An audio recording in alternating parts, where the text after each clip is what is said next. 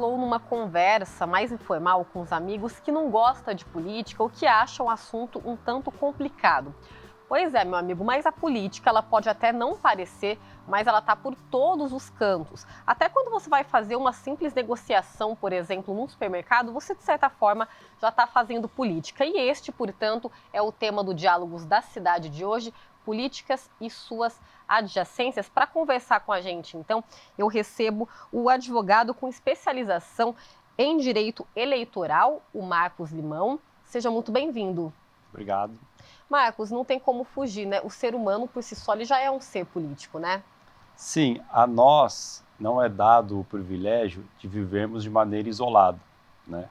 Existem aqueles que nós chamamos de os eremitas, mas é a exceção da exceção, porque o homem, por si só, ele não se complementa de forma solitária, ele precisa de outras pessoas para desenvolver socialmente, intelectualmente, espiritualmente.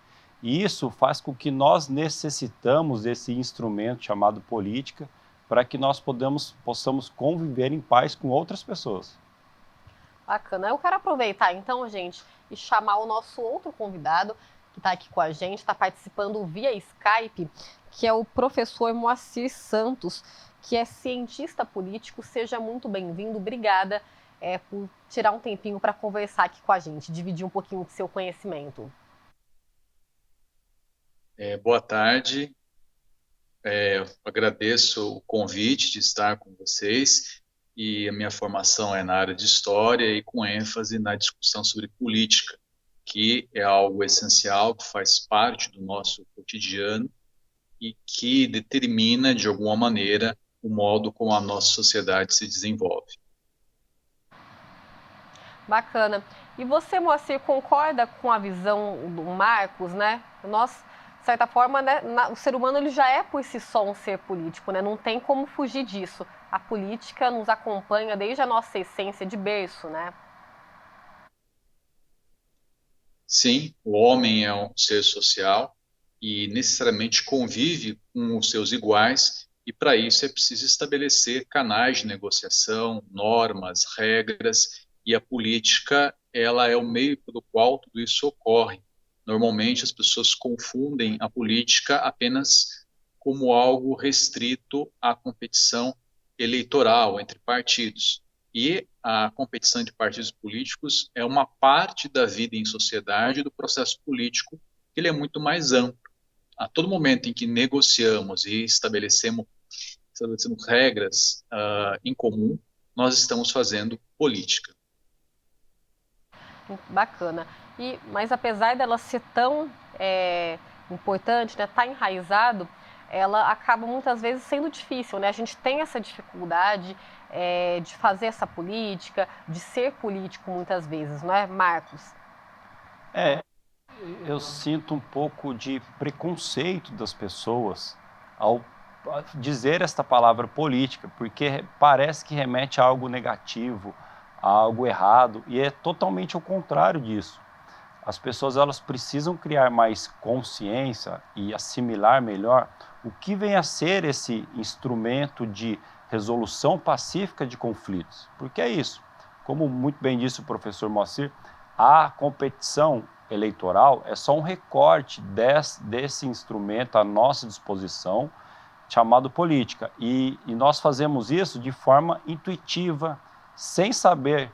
E aí, ao mesmo tempo que para você, para as pessoas que acham que se trata de uma coisa negativa, essas pessoas estão exercendo essa atividade política no seu aspecto mais geral de convivência humana. Concorda, professor? Sim, concordo, muito bem colocado pelo Marcos. A política eleitoral é um recorte de uma situação que é muito mais ampla, de convivência entre as pessoas. Há um estigma sobre a política que é equivocado, e é importante ressaltar exatamente essa característica da convivência entre as pessoas. Há interesses diferentes, visões de mundo diferentes, então é importante que as pessoas entendam que a política é o modo pacífico, a partir do debate, a partir da mediação e de regras, em que visões diferentes vão ser debatidas e ali regras e soluções vão ser alcançadas. Desmistificar isso, né? Não deixar a política reclusa apenas a quem está envolvido de forma direta, né? Os políticos. É preciso que a gente também participe, né? Marcos? E eu costumo dizer sempre, uma frase de efeito que para mim é muito impactante, é que nem fui eu que inventei, lógico, né? Mas a que diz assim, que a negação da política é a promoção da barbárie. Eu acho que isso reflete bem essa ideia que nós queremos transmitir hoje aqui neste debate. Moacir, é bem por essa linha, né? Sim, eu concordo. Quem não gosta da política será governado por quem gosta. E todos nós temos a necessidade de participar da política. Claro que individualmente, muitas vezes as pessoas têm dificuldades em entender como isso pode ocorrer.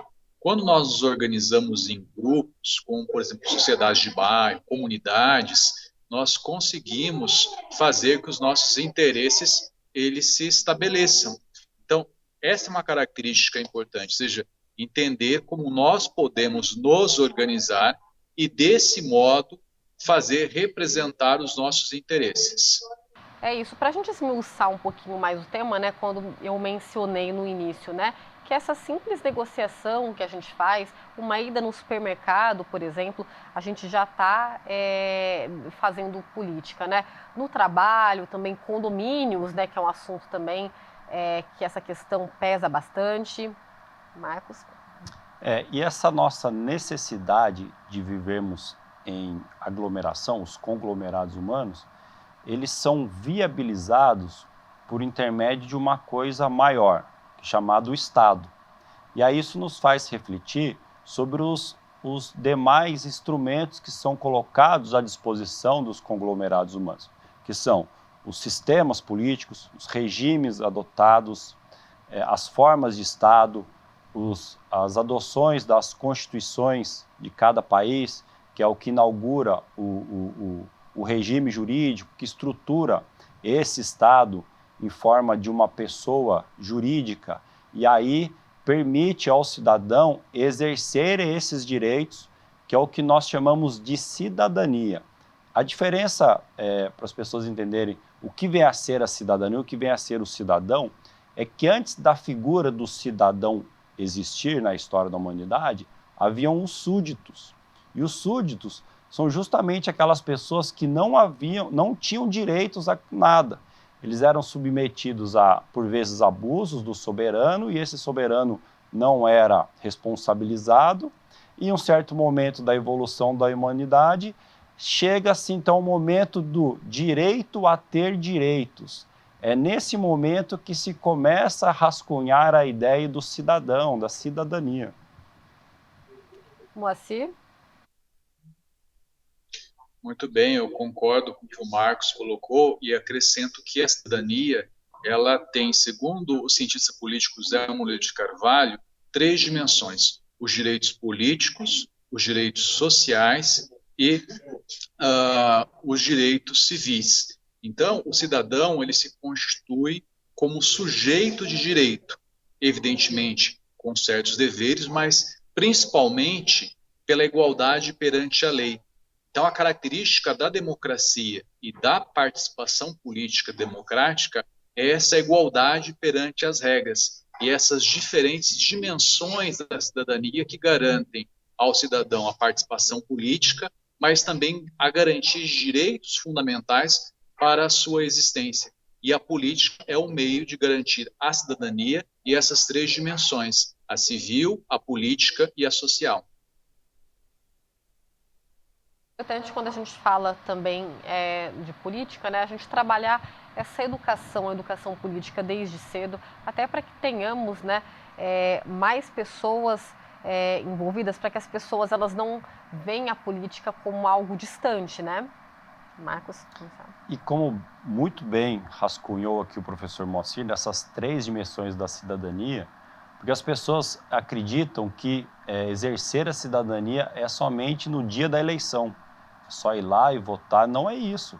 A cidadania ela é exercida diariamente pelas pessoas, né? Isso nos remete, por exemplo, ao controle social do poder público. há várias maneiras postas ao cidadão.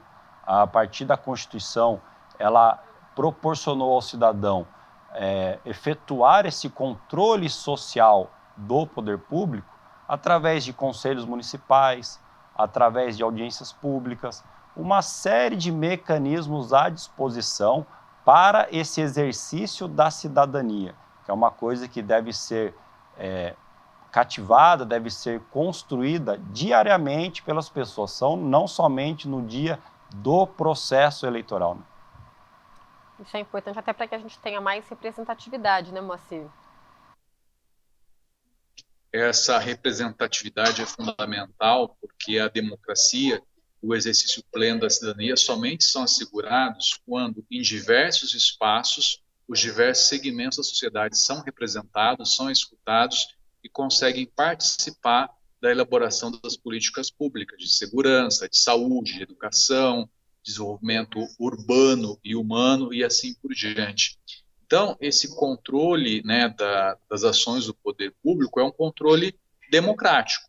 Visa, evidentemente, é claro, respeito às normas, mas principalmente que o conjunto da sociedade possa, a seu modo, conseguir participar efetivamente desses processos. Então, estar em conselhos, participar de audiências públicas, tudo isso dá visibilidade às demandas da sociedade, mas principalmente também possibilitam ao cidadão compreender como funciona o processo de exercício da cidadania, quais são os limites e quais são as possibilidades. Então, quanto mais pessoas participam desse processo, tendo as suas possibilidades, maior o amadurecimento político e democrático da sociedade. Sem dúvida. Só para a gente continuar a esmiuçar, explorar um pouquinho mais a questão da representatividade, pegando como base nas últimas eleições do ano passado, né, a gente tem, por exemplo, um eleitorado que é majoritariamente feminino, né, mais de 50% da população. E aí é engraçado que a gente tem tanto nos eleitores quanto no STF, na Câmara, no Senado, a gente tem um número muito baixo de mulheres, por exemplo, que foram eleitas, né? Para a gente ter uma ideia, olha, nas últimas eleições, como eu falei, de 2022, ano passado, a Câmara dos Deputados teve um aumento de 77 para 91, o número de cadeiras ocupadas por mulheres, o que corresponde a um percentual de 18%, e no Senado Federal apenas 4 dos 27 estados elegeram mulheres. Então a gente ainda está numa situação bem aquém, a gente precisa trabalhar muito ainda essa questão da representatividade e, sem dúvida nenhuma, envolvendo a política, né, desde cedo, é um caminho para isso. Moacir. Sim, com certeza. É importante dizer que, além, é claro, dos espaços de representação eleitoral, é preciso que a cultura democrática e de representatividade esteja enraizada na sociedade. Como dizia o pensador John Dewey, a escola, por exemplo, é o espaço em que a democracia ela começa a ser vivenciada. Então, além de promover essa maior participação das mulheres, por exemplo, na política eleitoral, é preciso que os outros espaços de participação política também sejam acessíveis, ou seja, se promovam condições de que as mulheres e outros grupos que são subrepresentados na política, na sua dimensão mais ampla, tenham participação. Então, as diversas instituições de participação coletiva, começando pelas escolas, por exemplo, oportunizam essa vivência da cultura democrática e, especialmente, estabelecer as condições que possam estimular a participação das mulheres, mas também de outros grupos que hoje não são adequadamente representados, dada a sua representatividade na sociedade.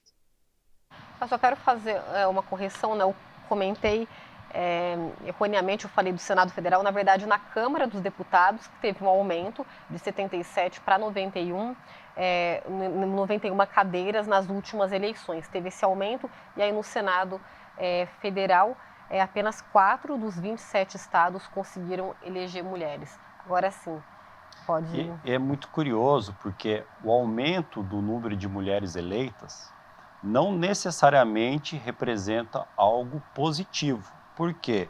tivemos recentemente um projeto de lei discutido e aprovado pelas câmaras dos deputados que previa medidas para garantir a igualdade salarial entre homens e mulheres no mercado de trabalho.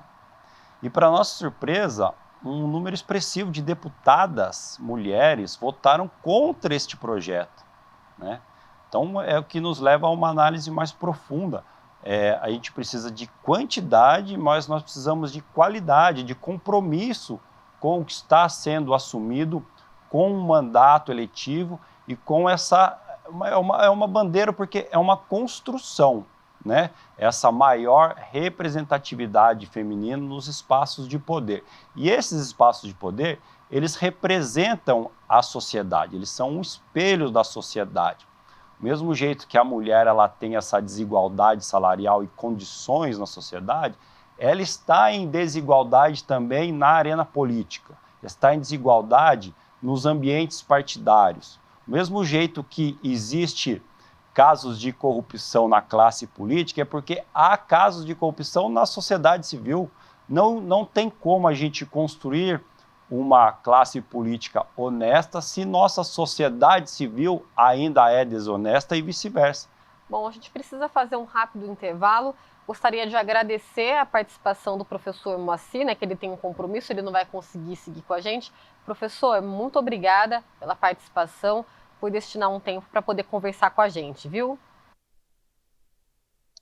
Eu que agradeço a oportunidade e parabenizo, exatamente porque debater esse assunto, levar esse conhecimento ao público é fundamental para que essa cultura democrática que citamos possa se fortalecer e se ampliar na sociedade. Certo, muito obrigada mais uma vez. É isso, a gente vai para um rápido break, mas fique com a gente porque voltamos já já.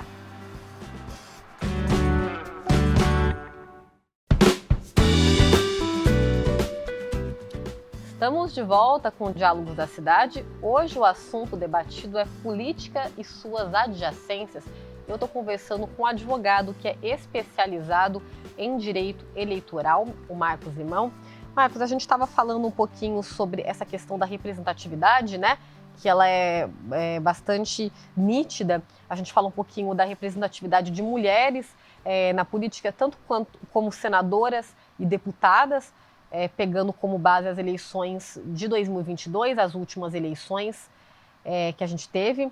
É importante a gente reforçar também que, além do mercado de trabalho, como você bem pontuou nesse primeiro bloco, a gente também tem uma baixa representatividade feminina, por exemplo, no Poder Judiciário, né? Para a gente ter um panorama aqui, olha só, em toda a história republicana do Supremo Tribunal Federal, que foi instalado em 1891, nós tivemos apenas 3 mulheres que ocuparam o cargo de ministras, né, num total de 169 juízes. Ou seja, é para lá de discrepante, né? Só não ver essa situação quem não quer. E ainda pegando, né, se a gente for recortar também por classe social, também gênero, raça, tudo isso também é uma questão que realmente pega bastante. Então, a gente percebe que o que acontece nos espaços institucionais da política é um reflexo direto da sociedade, nos outros setores da sociedade. Se nós analisássemos as cortes, se nós analisamos as cortes superiores, STF, STJ, TST, a representatividade de ministras, mulheres, é na faixa de 19%, sendo que as mulheres são maiorias na sociedade. Portanto, existe uma dívida histórica com as mulheres, assim como existe com os negros e outras populações tidas como minorias.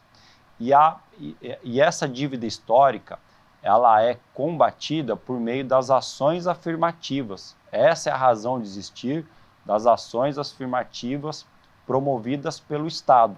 A exemplo da obrigação de, no mínimo, 30% de candidaturas mulheres a cada pleito eleitoral.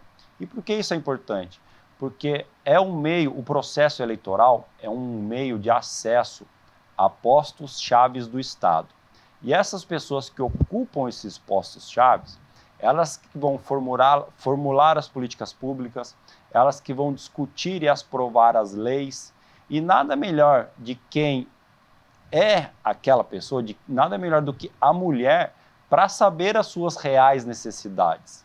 Não adianta a gente querer que um homem formule uma política pública que vai atingir, por exemplo, a primeira infância, sendo que a mulher sabe no dia a dia o que ela passa, quais são as reais necessidades de um momento delicado, tanto na vida da criança como na vida dessa mãe recém-formada, né? Tem esse lugar de fala, né? E para isso a gente precisa justamente de fiscalização, né? Que a gente sabe que, inclusive, tem muita gente, muitos partidos que utilizam somente essa cota mínima, né? Que é exigida, sem nenhuma política mais abrangente, né? Com o sentido de fazer a diferença mesmo em termos de sociedade.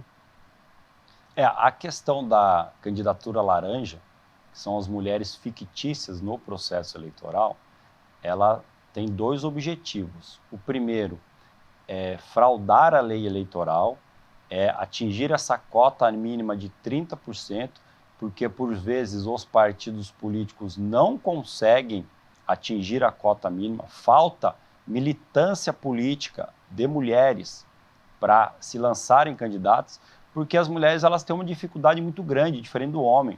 Porque o homem sai candidato, ele sai de manhã para fazer a sua campanha, fazer a sua atividade política partidária.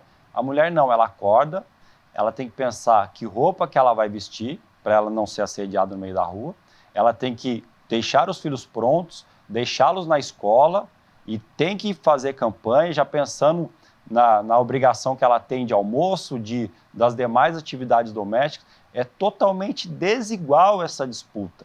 Então nós temos que ter, sim, esse olhar mais carinhoso, mais atencioso e de incentivo para a participação das mulheres na política.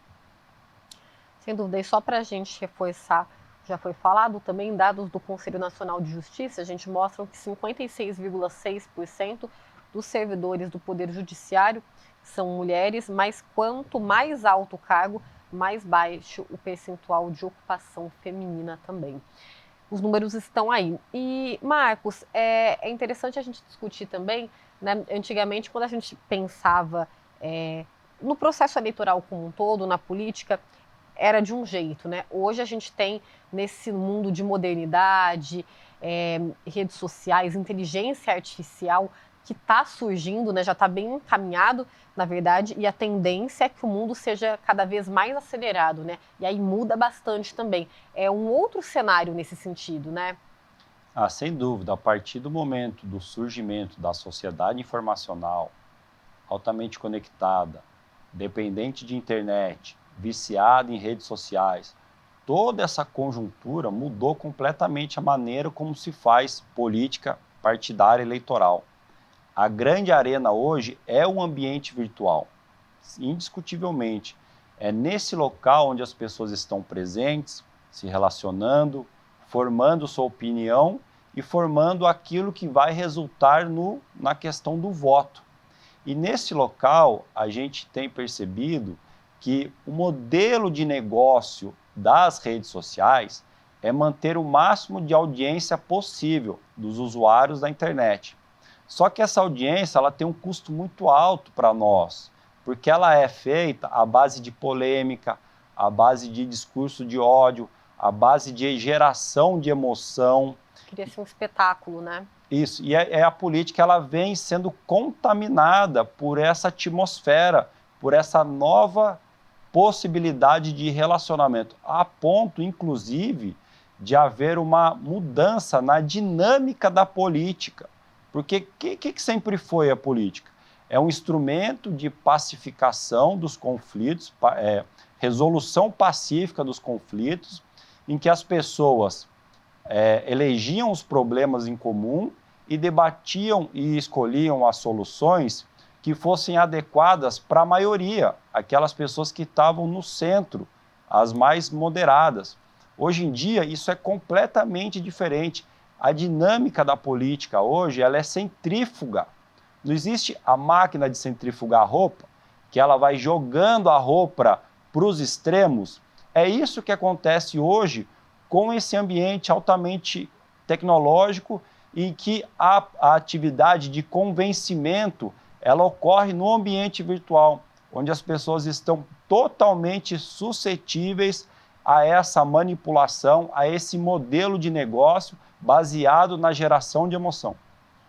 Pode-se dizer, é cedo, é possível dizer que as redes sociais estão fazendo esse papel por nós, acaba fazendo mais política do que o próprio ser humano?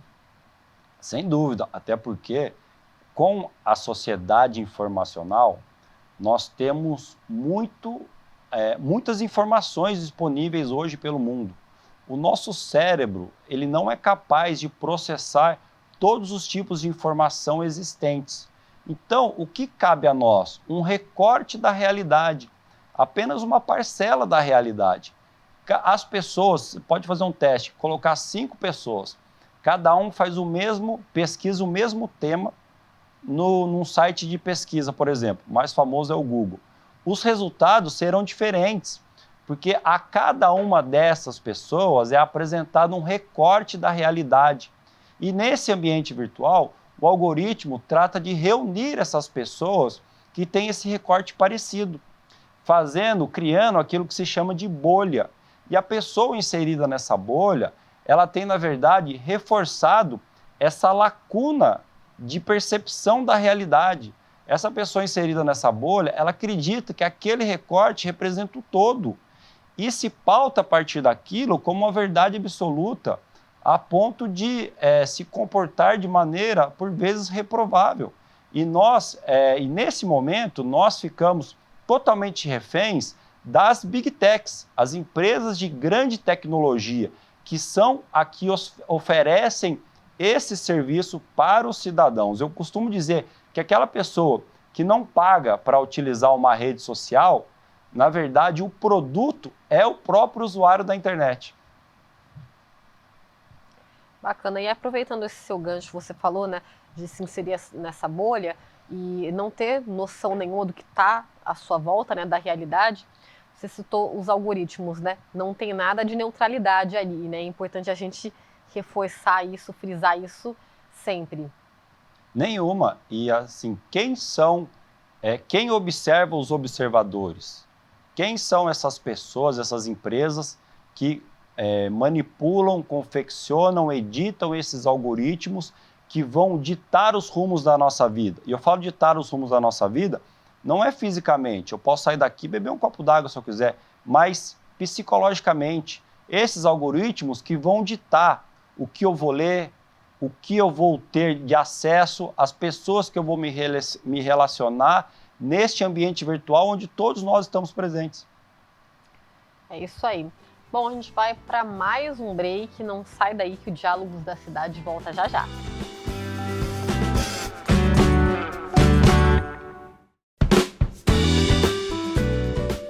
De volta com Diálogos da Cidade, hoje estamos discutindo sobre as políticas e suas adjacências. A gente terminou o segundo bloco, né, falando um pouquinho sobre a questão dos algoritmos, as redes sociais, a internet, a inteligência artificial, em relação a como que ela interfere no processo eleitoral, na política de um modo geral, né? Como que está a nossa realidade hoje e como deve ficar mais para frente. A gente conversava aqui, antes de voltar o bloco, sobre a questão, né, tem vários projetos de lei nessa alçada, mas de um que fala sobre a regulamentação das Big Techs, né, que é um projeto também que divide opiniões, né, Marcos? Sim, esse projeto tem sido vendido para a sociedade como o PL da censura. Mas eu quero aproveitar aqui o espaço e refutar veementemente esse rótulo, porque não é disso que se trata. O que se pretende é regulamentar uma atividade que é altamente impactante na vida das pessoas e que traz um profundo impacto para o processo eleitoral e um risco para o regime democrático. Porque qualquer atividade humana ela é regulamentada pelo Estado. Por que as redes sociais não seriam? Já que ela tem essa capacidade de mexer profundamente com as pessoas. E esse projeto, o PL das Big Techs, né, chamada de PL da censura, é muito engraçado porque em outros países, nos países desenvolvidos, isso já foi feito há alguns anos. Não existe óbice nenhum para que isso seja feito no Brasil. Pelo contrário, é totalmente recomendável, tendo em vista a nossa situação de hiperconectividade ininterrupta. As pessoas estão viciadas em redes sociais. Eu costumo fazer uma comparação, aquela campanha Diga Não às Drogas, para mim deveria haver uma campanha semelhante em relação às redes sociais, porque nós temos as mais conhecidas, pelo menos do público adulto, que é Facebook, Instagram, Twitter, mas nós temos redes sociais de games, por exemplo, da Discord. Essa rede social Discord, diferente das outras, ela não tem um feed de publicações, são grupos públicos e privados, e o que tem demonstrado as notícias mais recentes, e que são nesses públicos, nessa rede Discord, e que estão diretamente ligados aos eventos trágicos registrados no Brasil de ataque a escolas. Então nós precisamos de maneira urgente, a sociedade deveria se engajar para lutar por essa regulamentação dessas empresas, porque como empresa, elas têm a sua finalidade lucrativa. E se o objetivo é esse, se o interesse é esse, é lógico, é claro que o bem-estar das pessoas será colocado num segundo plano. E essa questão dos ataques e de notícias falsas que circulam pelas redes sociais e que podem causar um risco para o processo eleitoral, elas acontecem pela ausência de moderação de conteúdo. E para fazer essa moderação de conteúdo, essas empresas precisam ter investimentos, elas precisam ter capacidade, tecnologia, capacidade humana para promover esse acompanhamento e essa moderação de eventuais conteúdos ilícitos que circulam pela web. E isso não é realizado. E um dos objetivos desse projeto de lei é justamente avançar sobre essa questão. Interessante. Só para aproveitar para fazer um adendo aqui, uma chamada, a gente está falando desses assuntos, né? Um acaba ligando o outro, inclusive esse assunto da margem, né, para as fake news, que é o tema do Diálogos da Cidade da semana que vem, então fiquem de olho na programação aqui da TV Câmara de São José dos Campos. Marcos, quando a gente fala de política, como que nós, né, aqui no Brasil, na nossa realidade, como que a gente está, o que a população está vivendo a política hoje? A gente ainda pode falar de uma forma polarizada? Se limita a isso? Olha, é muito difícil hoje falar de política sem falar de polarização, radicalização e de notícias falsas. Porque a notícia falsa, ela serve justamente para gerar emoção nas pessoas. Ela faz parte desse processo de radicalização. Porque nossa vida, ela é muito padrão. Nós vivemos e, eventualmente, uma vez ou outra, acontece conosco uma notícia catastrófica ou muito fora do comum, fora da curva que nós chamamos. Mas com as notícias falsas, isso é a todo momento. Essa catástrofe, essa situação diferenciada, apelativa, ela acontece a todo instante. E esse é o mecanismo de aglutinação de pessoas. E nós estamos caminhando já presente na nossa sociedade, e isso estará cada vez mais presente, que nós chamamos de deepfakes. São aquelas notícias que elas são tão falsas, mas tão bem elaboradas que nós não percebemos. Por exemplo, um vídeo com determinado candidato num processo eleitoral, em que nesse vídeo esse candidato aparece balbuciando algumas palavras, o som desse vídeo tem o timbre de voz desse candidato, mas essa cena nunca foi gravada, essas palavras nunca foram ditas por essas pessoas. E você enxerga aquele vídeo, você não consegue perceber a falsidade para você ver o tamanho do desafio que nós temos pela frente. Por isso que debater esse assunto é cada vez mais necessário. Sem dúvida. Quão perigoso, né? Já está, e a gente fala de questões seguranças, né? Sequestros, o que a tecnologia já está permitindo pessoas mal intencionadas que elas possam fazer. Imagina daqui para frente, né? E, Marcos, eu acho que é interessante a gente falar também, falando de todo esse processo, de como funciona na prática, o medo, ele é uma forma também de você se governar, né? E muitas vezes a gente tem deixado levar por isso, né? O medo, ser controlado. O medo, ele sempre foi usado de forma muito estratégica, porque ele é um mecanismo de coesão de grupos sociais muito eficaz. O que nós temos hoje é que, com a velocidade da disseminação das informações, com esse ambiente tecnológico, em que vivemos conectados em sistemas de rede, e são sistemas que permitem um melhor compartilhamento com mais velocidade de informações, esse medo, essa situação de pânico, ela alcançou níveis jamais vistos. E essa possibilidade de colocar essas pessoas em um ambiente de coação, criando, por vezes, inimigos externos falsos, coloca essas pessoas em uma situação de recolhimento e suscetíveis a propostas que não são saudáveis, que não são desejáveis hoje em dia, e por vezes representando até mesmo um recesso na evolução da humanidade. Marcos, a gente falou um pouquinho ao longo do programa sobre a educação, né? A gente vai falar um pouquinho mais até o final do programa.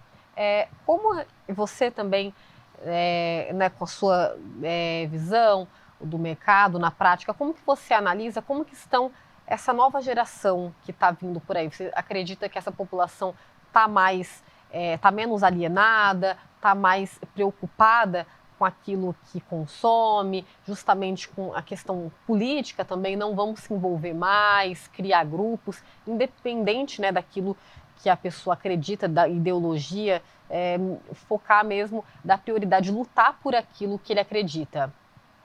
Olha, eu vejo que as pessoas, elas não estão ficando menos alienadas, pelo contrário. Existe hoje um amplo debate sobre fake news, processo eleitoral, mas a circulação de informação não necessariamente representa uma construção do conhecimento, né? Nós precisamos não só avançar, aprofundar esse debate, mas dar tempo ao tempo. O fenômeno, a existência das redes sociais, ela é muito recente, existe há mais ou menos uns 30 anos. No Brasil, há 20, 25 anos. Então, nós ainda estamos nos acostumando a esta nova realidade. E como todo começo, ele é sempre muito difícil, muito tortuoso. Então, nós estamos engatinhando nesse processo de evolução da humanidade e construção da sociedade permeada pelas redes sociais, que é um fenômeno que veio para ficar, e não vejo uma questão de curto ou médio prazo de solução dos problemas. Eu acho que é o contrário. Eu acho que nós vamos ter um cenário de agravamento dessas situações, mas sempre com um olhar positivo, porque é nos momentos de crise que nós amadurecemos. O Brasil já passou por situações muito dramáticas, envolvendo notícias falsas e processos eleitorais. A Justiça Eleitoral tentou dar a sua resposta, não uma resposta completamente eficaz, mas uma resposta possível para aquele momento. E, com isso, nós vamos construindo essa sociedade que nós queremos. E o que é preciso, que a gente precisa, nós enquanto sociedade, né? E aí, em todas as esferas, desde quem está lá de cima, nos cargos de poder, na política, de fato, de uma forma direta, nós, como seres sociais, né, como que a gente pode fazer para que esse assunto seja amplamente disseminado, falado, além de falar, né, levar informação, para que tenhamos mais pessoas envolvidas. E é sempre importante reforçar, né? Menos pessoas que vão aceitar tudo de graça, né? Chega uma informação, você vai lá sem sequer questionar, né? Ser menos manipulado. O que é preciso ser feito?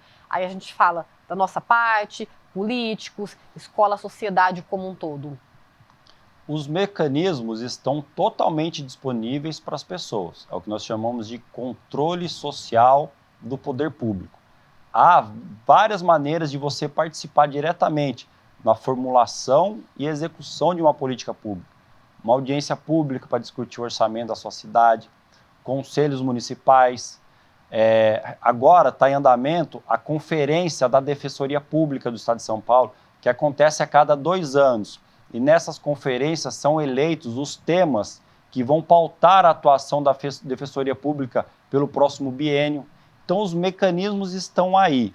O que nós precisamos é de um compromisso das pessoas para a cidade e para o bem-estar de todos. E que compromisso é esse?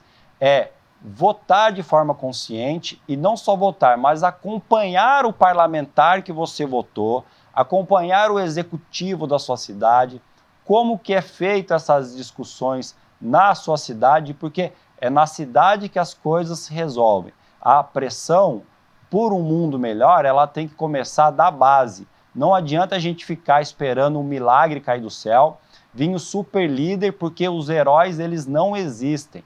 Toda vez que alguém se coloca ou nos vende como determinada pessoa sendo um herói, uma solução muito fácil para problemas complexos, pode ter certeza que no dia da manhã a tendência de dar algo errado é muito, muito alta. Então nós temos que fazer a nossa parte, preferencialmente considerando esse modelo que nós temos de sistema político, preferencialmente se filiar a um partido político. Batalhe por uma democracia interna no partido político, porque essa figura jurídica, que o partido político é uma pessoa jurídica de direito privado, né? Só que ela exerce uma função pública relevantíssima nesse sistema que nós temos. E hoje nós temos partidos políticos financiados por recursos públicos, altas quantias vultosas de recursos públicos, mas essas agremiações, elas estão na mão de poucos, são os caciques partidários. E nós precisamos avançar nesse tema, democratização e transparência nos partidos políticos, para que nós possamos trazer um pouco de avanço e de qualidade para a política e o processo eleitoral.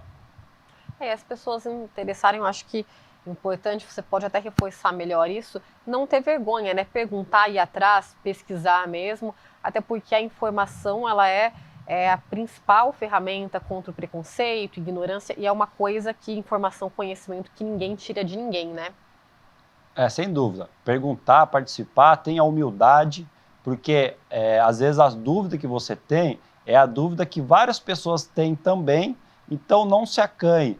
Procure conhecer mais a Câmara Municipal da sua cidade, procure saber quem são os vereadores, quem são os presidentes dos partidos, pergunte, procure ler o estatuto desses partidos, porque eu percebo que é o seguinte, o erro já começa no dia da votação. Primeiro, porque a pessoa acaba dando mais valor ao voto para o poder executivo do que para o poder legislativo. Por que isso? Nós estamos acostumados a ver debates no processo eleitoral com os candidatos ao poder executivo, prefeitos, governadores, presidente da República, só que o voto mais importante é para o legislativo, é no poder legislativo que a palavra final é dada. É lá que nossa atenção deve estar voltada em termos de qualidade de voto. E é justamente nesse momento que nós relegamos esse voto. Nós damos essa preciosidade para um amigo, para um vizinho, para um parente, sem buscar essa qualidade, que para mim é um caminho necessário para a gente melhorar a política e a sociedade no Brasil. E sim, em busca daquilo que você acredita, né? Deixar as pessoas falarem por você, é uma coisa que acontece muito.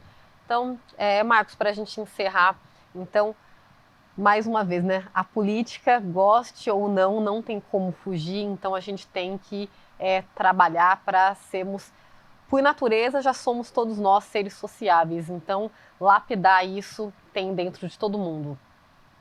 E esperamos que as pessoas possam cada vez mais se aprimorar em termos de educação, de consciência, e ter sempre em mente que uma atitude sua egoísta, ela causa um impacto na vida em sociedade. E será que não estamos um pouco egoístas nesse momento atual? Será que essa visão nossa, olhar para o nosso umbigo, não tem causado muitos problemas? E aí deixa essa reflexão final para as pessoas que estão nos assistindo. Sem dúvida, pensar no coletivo. Marcos, muito obrigada mais uma vez pela sua participação, por destinar um tempinho para conversar com a gente. Fico à disposição e que agradeço. Obrigada mais uma vez. É isso, pessoal. O Diálogos fica por aqui. Vocês podem acompanhar este programa na íntegra e todos os demais programas da TV Câmara de São José dos Campos. Está com uma programação bem variada, com bastante informação, prestação de serviço. Vocês podem acessar o youtube.com/câmarasjc, nos acompanhar também pelo canal 12.3, canal aberto, 7 da NET, 9 da Vivo, ou seja, não tem desculpa para não assistir a TV Câmara. E se quiser saber novidades de bastidores, dar alguma sugestão de pauta para a gente também, vocês podem nos acompanhar pelo Instagram, que é o @tvcâmarasjc. A gente fica por aqui, mais semana que vem tem mais diálogos. Tchau, tchau!